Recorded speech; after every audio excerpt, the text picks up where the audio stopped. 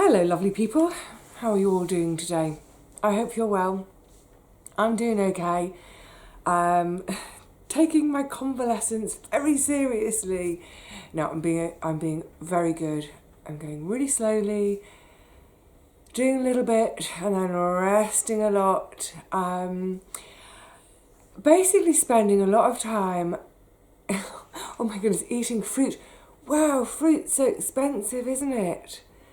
I've been buying a load of fruit, things sort of apples, grapes, always organic if it's grapes, because grapes are really heavily sprayed and what have you. But yeah, I'm not, because I don't grow fruit, I go without, generally. I do scavenge a bit. We have some sort of communal apple trees, so I'll pick up windfall apples and pick a few from the trees. Actually, most years I end up with 2 drawers full of soft fruit in my freezers. That's partly blackberries that I pick from hedgerows, and the rest is sort of raspberries and strawberries picked from other people's gardens, because they go away for 2 or 3 weeks, ask me to water the gardens for them, and as a reward they say, oh, please help yourself to soft fruit. Of course, that hasn't happened so much either last summer and definitely not the summer before because of people just not travelling. Anyway, yeah, sorry, big digression. Yes, eating tons and tons of fruit, really enjoying. It feels so luxurious to eat fruit. Enjoying that. Going slowly, reading. I'm going to talk about a load of books today, but also, and it strikes me, oh my goodness, I didn't do it on purpose. Honestly, look, Guide's honour. The Winter Olympics are on. Do you remember back last summer when I had chicken pox? The Summer Olympics were on. Honestly, I don't plan illnesses around major sporting events. Honestly, Guide's honour. But yeah, the Winter Olympics is on, and it's great because sometimes, like I said, I've been reading quite a bit, but sometimes I'm just sort of a bit too, I just feel too floppy. You know what it's like reading. Sometimes you think, oh, I just want to stop reading. I haven't got the energy to read, but I'm happy to listen to some sports commentary. That's great. Sorry, that's just reminded me actually, and I made a note of it. When was this I think this might have been prompted from that last video about books I did a couple of weeks or so ago now. Someone asked me about the virtues or not of talking books, audiobooks. Now, I don't personally use them. I've had a couple in the past, but yeah, they're not something I've used much of. Auntie Teapot loved them. Went through loads and loads and loads of them. The library used to stock them as well, so there was always a good turnover of audiobooks. Look, I think the thing with audiobooks is, I think they're great. They're obviously fantastic for anyone who's visually impaired. And also great maybe for our sort of older relatives like Auntie Teapot, who she found that holding a book, that she couldn't manage that anymore. That was kind of quite sort of painful for sort of old, sort of arthritic-y wrists and fingers. So for anyone who struggles to hold a book, visual impairment, fantastic. Books are still accessible. Yay! I love the fact that there's, you know, there are huge amounts of audio books available out there. Brilliant. So I think also, you know, for some people, it's great you can multitask, so you can listen to your audiobook and at the same time you could be knitting or sewing. Excuse me. So yeah, you know, if I was working, actually not if I was working on the sewing machine, because the sewing machine's a bit too noisy for it, but you know, in theory you could be doing something else with your hands rather than holding the book, something else with your eyes rather than, you know, reading the book, doing your stitching work instead, and having it to listen to. So I think they're absolutely fantastic, and I think don't the, I'm not sure about this now, but I think the RNIB, which is the Royal National Institute for the Blind, they used to have sort of volunteer readers to read newspapers, to read all sorts of material for their blind clients. I wonder if that's still the case. That might be something I'd like to do. I'm not doing any voluntary stuff at the moment, and I think I ought to. I always feel like we should all volunteer for something. Hang on. I'm running before I can walk. Not just yet. Let me get better. Anyway, yeah, so audiobooks, great. I don't use them because, 2 reasons, I suppose. One, and it's the reason I don't use a Kindle, book coffin, it's the aesthetic. For me, I love that thing of, holding, touching, being with the book. It's a very physical thing for me. But also, I wouldn't ever, the whole sort of having the audiobook on whilst sewing or knitting, it's sort of, I don't want to multitask those 2 things. If I'm sewing, I don't mind listening. I quite often listen to the sports on the radio. No, I wouldn't, I don't want to listen to a book and sew at the same time, because when I'm reading, when I'm experiencing that book, that's all I want to do. For me, it's a really immersive thing. I just want to be in the book, nothing else. It's a really important part of my kind of how I relax, turn off from everything else. I spend 12, 14 hours a day multitasking with other stuff. Let there just be a window of an hour or 2 hours at night when I'm not multitasking. Everything is finished, it's done, put away, forgotten. It's just me and my book.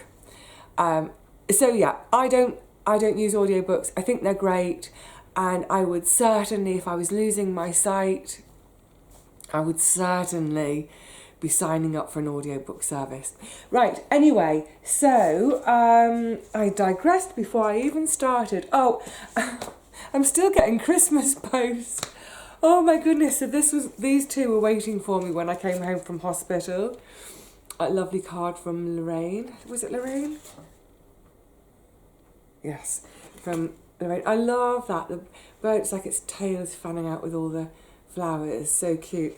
And then, love this one. Can you see? Obviously, it's come from Down Under. Happy Christmas. Sorry, really bad Aussie accent. A happy Christmas from Down Under. I love it. Surfing Santa. What a dude. From Danny. I think it's Danny. The thing is, the bottom of the card has got wet somewhere along the line, and it's all kind of, the ink's all run, but I think it's from Danny. Thank you, lovely.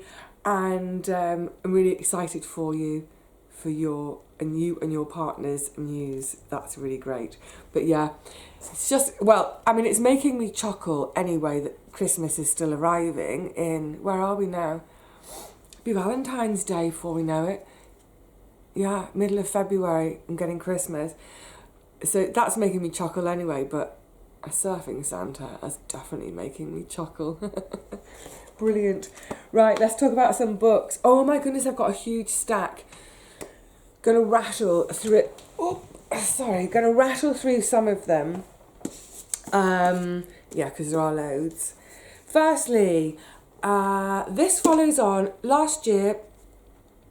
Thought straight, Vivi, I'll show you what I'm talking about. P.D. James's Sleep No More. It's a selection of 6 short stories, or as they're called, 6 murderous tales. Now, this follows on from this time last year. I read her 6 short stories collection called The Mistletoe Murders.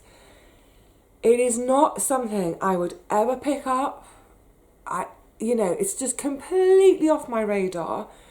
But, well, for 3 reasons in a way. One, because it's fiction. Don't read much fiction.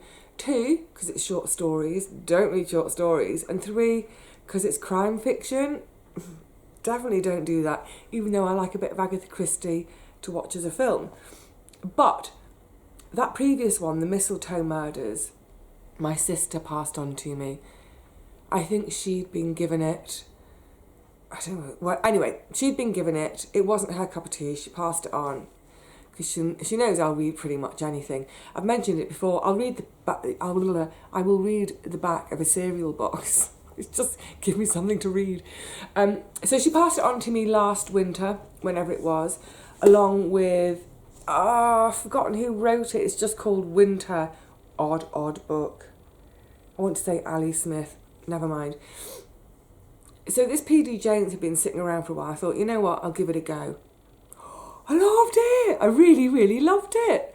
I was astonished by how much I loved it because, like I said, short stories. I don't normally do short stories, fiction, crime. Really loved it. It was a bit reminiscent almost of Roald Dahl's Tales of the Unexpected. I'm trying to remember now, but I think they all had a slight twist at the end. Likewise these. So, having read that this time last year, when I finished it, I took it to my little local place to donate to them, and later on saw this on the shelf. Well, actually, one of the members of staff pointed this out, because when I took the books up to drop off, I said, I showed them the P.D. James, and I said, I can't get over how much I really enjoyed it. You know, it's unheard of for me. Anyway, that member of staff later on said, oh, look what's just come in for me. So yeah, I snapped this one up, just finished it, really enjoyed it. I've just thought I'm very kind of coordinated today, aren't I, with the colour of the bureau, my shirt, the book cover, like a little bit of coordination. So, yeah, thoroughly enjoyed it. That can now go back to that shop and they can sell it again, and it's a bit more money raised for charity. Now, the next book, oh my goodness, this is the book that I hated.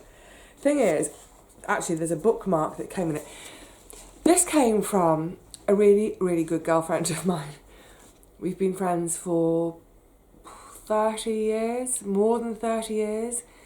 When we all first moved to London, we all ended up in a house share together. So we were all, you know, sort of like 21, 22, straight out of uni, that sort of thing. And we've been friends ever since. We've gone through all sorts of things in life together, you know, births, marriages, divorces, deaths, and stayed friends. And we're very similar in a lot of ways, and in some ways we're not. But it's great. We're always, you know, even when we don't agree on things, great, we still get along. What I loved with this is she's obviously bought it at, oh no, I thought, she's bought this at Blackwell's in Oxford. I thought for a minute, I was getting confused. I thought she'd picked it up in Cambridge because her daughter actually she's just doing her finals now as a medical student at Cambridge. Oh, why did I get... Anyway, I got in the muddle, but I shall keep the little bookmark. It's cute. But yeah, the book, I hated it. I absolutely hated it. There's at one point, I nearly threw this book across the room and called the woman who wrote it names. Now, it's really odd for me, this. So I haven't finished it. And it is rare that I don't finish a book. I think that's maybe happened 4-5 times in my entire life that I'm reading a book and with this, I read a third of it. So I read about 100 and something pages. Yeah, and let me just quickly double check. In total, it's 320 pages long, and I read just over 100 pages. And I got to a stage and I thought, do you know what? This is before I'd been to hospital. So I was kind of feeling a little bit poorly, and maybe that kind of gave it an edge as well. But I just thought, life's too short. Life is too short to read a book or to Karen reading a book that I blimmin' hate, you know? It's like I always say about the YouTube videos. I don't understand people doing the thumbs down. If you don't like a video, stop watching. Stop watching and go and watch or do something else instead. So it's like that with this book. I initially, in the first 30 pages, I was thinking, oh, I quite like this, I'm going to get on with this. And then I started thinking, not sure where this is going. And then by the end, it was like, yeah, I couldn't stand it. So what's interesting, I want to find out from my friend Kate, has she read this and loved it, and that's why she's given a copy to me? Has it been recommended to her by someone else, but she's not read it yet? I'm dying to find out, basically, from my friend, if she's read it and liked it. It will be so interesting to have a discussion because I have such a strong reaction to it of dislike. If she has a really strong like reaction, it'll be, yeah, that will be a really interesting, no doubt heated debate. Actually, she phoned me the other day. We were chatting for an hour. She was just finding out how I'm doing after having been in hospital. She sent me a really beautiful convalescence gift. Gorgeous stuff for the bathroom. Anyway, I forgot to mention it, so I'll mention it next time we speak. And hopefully before too long we can meet up face to face and chat about it. Because, yeah, I think I can't remember a time ever when a friend has given me a book that I've not liked. The book it's called Untamed by Glennon Doyle. She's an American woman.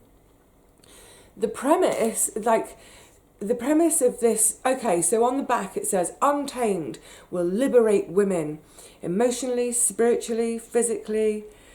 She was born to write the book just this way at this moment in history. It is phenomenal. So I think at first, what I was getting from it was like, oh, this is going to be so empowering. Be myself. I'm just seeing there's another bit of a quote on the back, to thine own self be true. And it is very much that thing of be yourself, be true to yourself. I think, it's always good to think about these things and be open to them. I think I kind of am anyway. I think I am quite true to myself. Like I said, there's always, we can always work a bit more on ourselves, what have you. But oh my goodness, it got so psycho-babbly, nonsense, claptrap. There's one point she's talking about getting in a cupboard and sitting on the floor and being in the dark and going down into yourself and then suddenly there's this liquid inside yourself and the liquid is the light and you are the light and now you are knowing and you are the knowing. And I was like, what are you talking about, woman? What are you talking about? You're talking absolute twaddle. It made me angry. Right, I'm not supposed to be getting angry anymore. Yeah, it's so 21st century. Oh, princess. It's just princess babble. First world problems. Yeah. Anyway, I'm not going to dwell on it. Absolute poppycock and nonsense as far as I'm concerned, but I am really, really, really looking forward to having a chat with my friend about it. Oh my goodness, so there's 4, I don't know if I'm going to get through all these today. I'm going to try and be quick. So, then, having thrown that one across the side of the room, I didn't read anything for a few days. Then I ended up in hospital, and these 2 are the 2 that I grabbed to take to hospital. I've just got to say how very this is the stack of the last books I've read. How completely pleasing is that aesthetically in terms of sort of like the colour? That is very happy making, isn't it? Okay, so basic premise of Outrun. The writer, Amy Liptrot, works in media in London, is drinking, too much drinking, is basically an alcoholic. She's originally from Orkney. She's Orcadian. She has a denouement moment. She's like really early 30s. She's been in London for about 10 years or so. She knows she's had enough. She knows she has to get off the booze. Now, I didn't know it was so much about the booze. I picked this up because it mentions wild swimming. I thought it was a book about wild swimming in the Orkneys. Long story short, she goes back to the Orkney Isles, and it's sort of how she heals, basically. She gets off the booze, and the wild swimming bit is tiny within the book. That was a bit disappointing, but there's so much about just being in these sort of wild places, observing the birds. She does some work for the RSPB, bird counting, sort of thing. She's outdoors. There's this sense always of the space and the wind and the solitude, and I loved all that. I would say that gosh, a lot of the London bit about getting messy in London I kind of recognised from my 20s, and a bit too much. Not to the extent, I should say. I think, yeah, I do recommend it. I do recommend it as a read. I think if there's anyone who was a recovering alcoholic to reading, I think it might be difficult. I don't know, because I'm not one and I don't know any recovering alcoholics to ask, but that's so much a theme throughout the whole book. I don't know if that would make it a hard read for someone who's recovering. I'm not sure. It might be a great read for someone who needs to tackle their drinking. I'm making it sound like it's all about the drinking. It's not. Although that is the theme throughout the whole of it. It's kind of interesting because this book and then this book, they both have something in common, and then it was followed by this book. I do read quite a lot of nature writing about natural history, about plays. You know, like I was reading The Nan Shepherd about the Cairngorms a couple of weeks ago. I love those books. These are very much nature writing. They're very much about being in that space, observing that space and the flora and the fauna and the weather and what have you. But they're both overwhelmingly more about the individual writer and their journey. I've said the J word. Their journey to, the sort of their redemption through nature. And, I read both of these back to back. I'll talk about this one in a second. I read them back to back, and I don't know if that was just too much in one go, because then I read this one. It's not a story about redemption at all. It is just nature writing. And I thought, is this the new thing? This new generation of writers who are in their late 20s, early 30s, they can't write about nature without having to make it about some sort of redemption, about some kind of like healing journey. I don't know. Am I being cynical? I mean, I think I have a healthy dose of cynicism in me.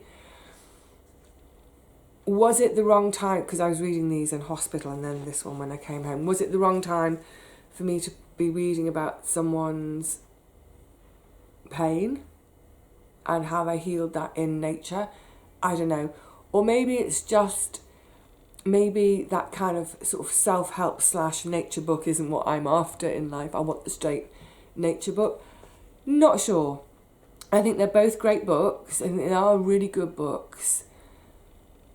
But I think having read that one, I needed a break and I shouldn't have read another redemption book straight after it. So, in a nutshell, being on the islands up in Orkney, gorgeous, really, really vivid sense of place. So much so that I was chatting with my sister the other day and we were talking about having a holiday together at some point, because obviously France is now getting on for 5 years ago. And my sister was saying, what about going to the Scilly Isles together? And I was thinking, what about going to Orkney together? I really, really, really want to go to the islands now. So yeah, great. So I followed it, as I just mentioned, with this one, Floating. And you see it says, a return to waterlog. That's a reference to this book. Oh, lovely, lovely. First edition, gorgeous. Waterlog by Roger Deacon, a swimmer's journey through Britain. He basically swims through the British Isles. It's gorgeous. Roger Deacon, a naturalist, co-founder member of Friends of the Earth. Was it Friends of the Earth? I think so. Anyway, so this was written 90? Sometime in the 90s. Excuse my head being down while I just look at it. Okay, so it was published in 1999. It's 23 years ago now. So that was then. Beautiful. Oh my goodness, beautiful, beautiful, beautiful book. Deserves being reread, read over and over again. Gorgeous. This young man, Joe Minahane, it's him sort of recreating the journey that Roger Deacon did all over the UK with various wild swims, whether that's rivers, lakes, in the sea. It's mostly about river swimming. So I thought, oh, you know, perfect, because I loved Waterlog so much. Actually, I just bought that for my sister last year. Yeah, so I thought, great. Now, from the point of view of the swims in it, loved it. And he does it with various different friends, and we get to know the different characters and those different people. But again, here is a just turned 30, I think, 31, 32, media kid. It's like same as Amy. They're all like media kids. Weirdly, that's how weird it is. Amy pops up in this. How like bizarre connection. I had no idea. I bought these books probably a year apart. Anyway, yeah, she pops up in this. It's these sort of 30-something hipsters, Hoxton hipsters, all with their angst. Anyway, and also on the cover, there's a quote by Robert Macfarlane, and on the inside, I did buy this ages ago, it says, Robert Macfarlane, The Old Ways, brackets, trilogy, question mark. That was before I knew that that's the Robert Macfarlane. I was talking about this the other day as well. It all comes full circle. It all does come full circle. Anyway, yeah, I enjoyed the swims. I enjoyed the sense of landscape. But it was a little bit, for me, this is just my personal taste, it was a little bit too much about him reminding us that he's anxious, that he gets stressed and anxious. It's like, yeah, okay, Joe, we know you get stressed and anxious. You say it every chapter. He does, at one point, he does go and get help. He goes for a therapy of some sort. He talks at one point about CBT, but he goes to see a therapist, and that's great. And I think, yeah, let's talk about that. Let's share that sort of thing. Let's encourage people to get help as and when they need it. But I just think, as a book, if I was his editor, if I'd edited this, it would be quite a different book. That would still be there. That would still very much be there. But yeah, maybe a bit less so as the book goes on. It gets quite repetitive, that side of things. So we get these lovely chapters on the swims and the places he goes and the person he's doing that swim with. Because as I said, he picks up various friends around the country, family. His uncle, when he does any swims in Yorkshire, he meets up with his Uncle Dave. Is it Uncle Dave? I think so. And that's lovely. So we get that lovely sense of character, of place. That's lovely. and we're enjoying that, and then we're just coming to the end of the chapter, and oh, he reminds us, I'm doing this because I get anxiety. It just feels like it's laid on a bit thick. But like I said, that might be me, that might have just been my state of mind when I was reading it. Don't know. Anyway, I do recommend it, but just beware that there is quite a lot of that chat about anxiety. Then, moving on, I've moved on to this lovely book, Otter Country, In Search of the Wild Otter.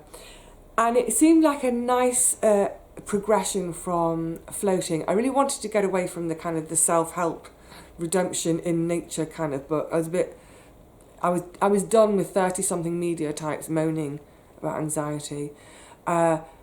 This is back to proper nature writing. There's no sense that who wrote it, Miriam Darlington, who is a poet, and you can tell it's beautiful writing. There's no sense that she's doing this because for any reason other than she loves otters. And what's lovely, of course, is otters live in rivers all around the UK. And what had I just been reading about? Swimming in the rivers all around the UK. So it was a lovely progression. And I've got to say, between reading Jo's book and Miriam's book, oh my goodness, I can't tell you how much I want to swim. It's a bit cold at this time of year, but yeah, I could really, really, really, I would love a river swim right now. Gorgeous. And actually coming into this one, again, chatting with my sister about going away, and she was talking about the Scilly Isles. I was talking about Dart, the River Dart and that area, saying, oh, I've never really explored that. Anyway, so we were both getting excited at the prospect of getting away somewhere and swimming. Although apparently swimming in the Scilly Isles, the swimming is really cold, like even in summer. Even at sort of like the end of August, beginning of September, when normally around the rest of the country, that's the sort of the warmest our sea gets is towards the end of August, beginning of September. First week of September, when all the kids have gone back to school, that's the best time in the UK to be having a holiday, to be out and about, to be sea swimming. First week of September, brilliant. Anyway, yeah, apparently in the Isles of Scilly, it's freezing even in the summer. So might be time to invest in a new wetsuit. Anyway, digressing. Absolutely lovely. I think if you like nature writing, you would enjoy it. But also she references literature that's, we can all think probably straight away of Tarka the Otter, Henry Williamson, Ring of Bright Water, Gavin Maxwell. So she goes, each chapter is a different part of the country, so whether she's in Scotland or Devon or Northumbria. There's a gorgeous chapter in Northumbria. So each chapter is a specific place, but it also relates to some specific literature. So if you're a literature fan too, I think you'll love it. There's references throughout to say Ted Hughes's poems. Lovely. So for me, it was a lovely kind of back to that pure thing, pure nature writing, no self-help in there, just place, smells, sights, sounds, the flora, the fauna, the tiniest detail, the largest picture, a bit of literature thrown in. Thoroughly enjoyed it. I think what I'll do not with the PD James and certainly not with the Glennon Doyle, they can go to my little bookshop to be sold on again. I think I'll put all of these in my shop, so anyone who fancies them, I'll keep them cheap and cheerful. They can go in there and hopefully be enjoyed by someone else. And then last one, promise. Oh my goodness, I've been going on for ages. It's just nice to be back and chatting. I needed a complete break. I thought, I just needed a complete break from that kind of book.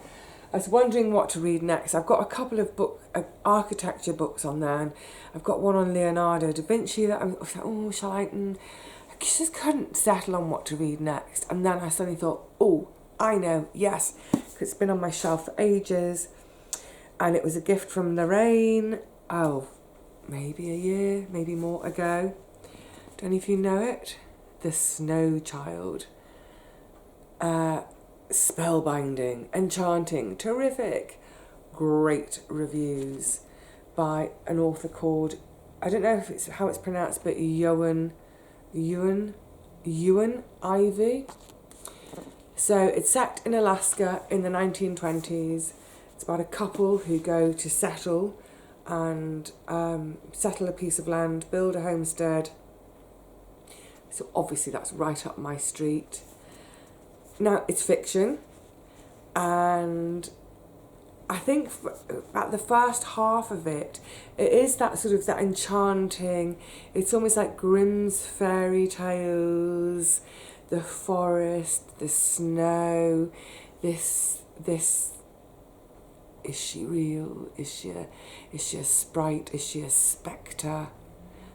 The child. I'm not giving anything away by saying any of that. Loved all that. It then became it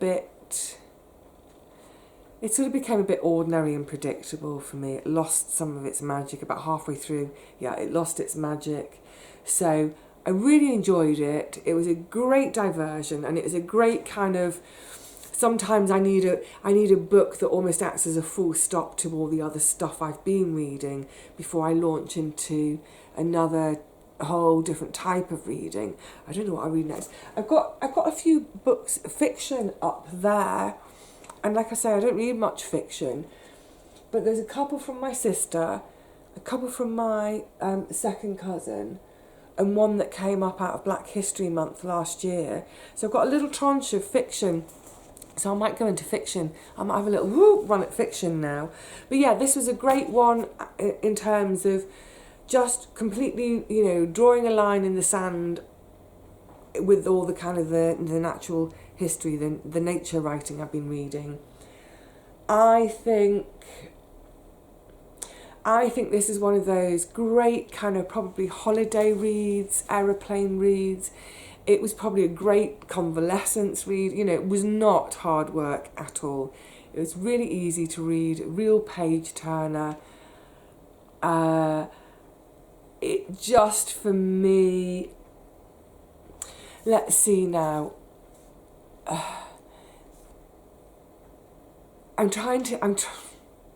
your brain in gear. If I think of other sort of, if we think of magic realism, for example, if I think of something like 100 Years of Solitude, or on, say, a smaller scale, The Master and Margarita, Bulgakov. Very, very different books, of course. I feel like those books will stand the test of time. They'll stay with me forever. And they will probably be on shelves, not just mine. They'll be in print for a long, long time. I don't know that that's the case for this book. All of the blurby bits I read, I was thinking, wow, this is going to be amazing. It's lovely, but I wouldn't call it amazing. It's not that high up the ladder for me. But I really enjoyed it. That's not to say I didn't enjoy it, I did. And what I liked is at the back, there's a little section for, reading group questions, if you have a reading group. Maybe the whole book's aimed at a reading group, I don't know. But there's also, I'm trying to find it now, there's a little section, right at the very back, 12 books by Alaskans, because the lass who wrote it is an Alaskan. So there's some other books mentioned, including Two Old Women. I can't reach it, it's back there. That was a gift, I'm not getting rid of that. Two Old Women. So there's a list here, and I was thinking, I may make a note. I'll have a look. I might make a note of some of these and keep an eye out for them. I'm not going to go hunting for any of them, on purpose. I'm not going to be, I must find this book. I keep coming back to this at the moment. Life's too short. I've got plenty of books here. I don't need any of these books that are written about in the back. But I just thought it was quite a nice idea, especially, you know, excuse me, I've read quite a lot of books that have come out of Alaska or out of, excuse me, that most northerly parts of North America. But if you hadn't, if you're a person who hadn't and you read this, you're like, oh, that's been really interesting to learn a bit about that life. How great to have a little bibliography at the back to give you ideas for some more writing to read. Right. That's a little frog in my throat. That's not my cough coming back. Don't worry. I think it's just signalling me to shut up. Go and do something else. I'll probably have a little lie down.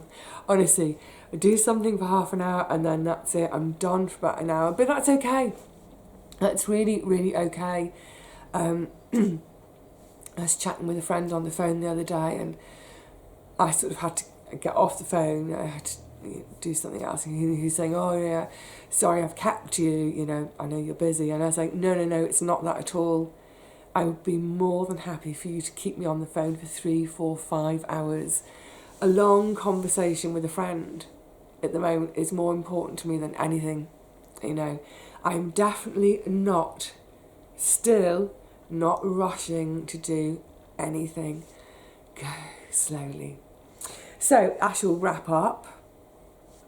I shall get this onto the computer and have a little fiddle and what have you. But then I'm probably just going to sit for half an hour. Just sit in the quiet and do nothing. And then I may pick up another... I need to find a new book. Where shall I go next on the shelf?